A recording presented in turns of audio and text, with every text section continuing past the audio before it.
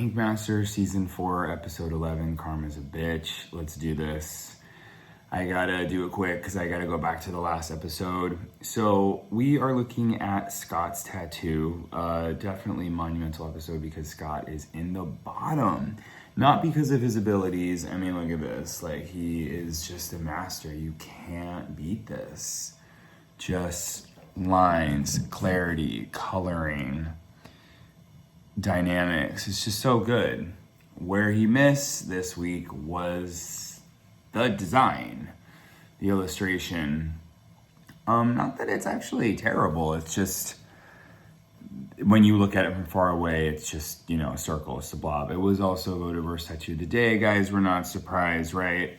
They were kind of getting on Scott because he was being a cocky asshole, but he's good. Like, he's really good. He will probably win.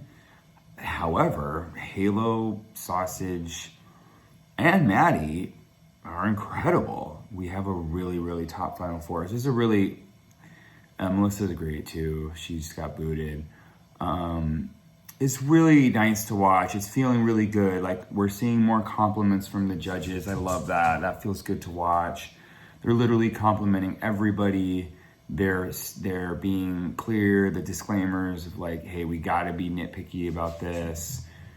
And you're not going because of a bad tattoo. Like, it's just, they said they have respect for Melissa. Like, it just, the ooey gooey warm fuzzies that I like so much, that's part's getting satisfied when I watch now. It's just really nice. I love the idea, the Statue of Liberty Flash Challenge. They've done this before where they draw and then they have to use their own drawing as a reference point. And they don't know that they're using it as a reference point, which I think they should be told that, but a little bit of a curveball. But I love that. Like, it shows their drawing abilities, shows their, it coming from their own hand, even though they still have a reference point. But yeah, I think that's just a really fair way to judge. They're literally doing the same image. You can really see how they stack up. That's what they did last week with Melissa and Jay. So I think that's a great way to judge their tattooing and drawing ability. Otherwise, it does get a little subjective, although I can see how there is objectivity in judging these tattoos. But another thing that gives me the warm fuzzies that I like hearing is when the canvas likes their tattoo. Nothing feels just ickier than when a canvas doesn't like their tattoo, especially these big, bright, bold tattoos. So yeah, I just cringe thinking about the one 2 seasons ago in the finale. I don't even remember his name, but he gave that woman that back piece, and it's just gross and gory and like not even that good of a tattoo. There's like a part of my whole being that just dies because of that. So I love the people in the end. I like Sausage too.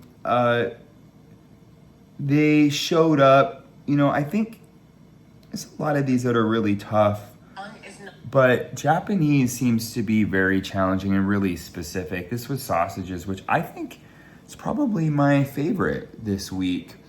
I love how it goes through the nose and through the mouth. Like, that is so freaking dope.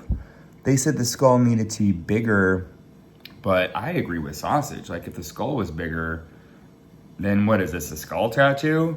The background is cool. He did do a background, but it didn't, it's not blotchy. That halo background was so bad.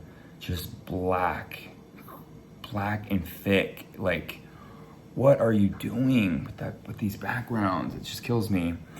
So this is a really awesome Final Four. I'm super excited for the next episode. It's not the last, right?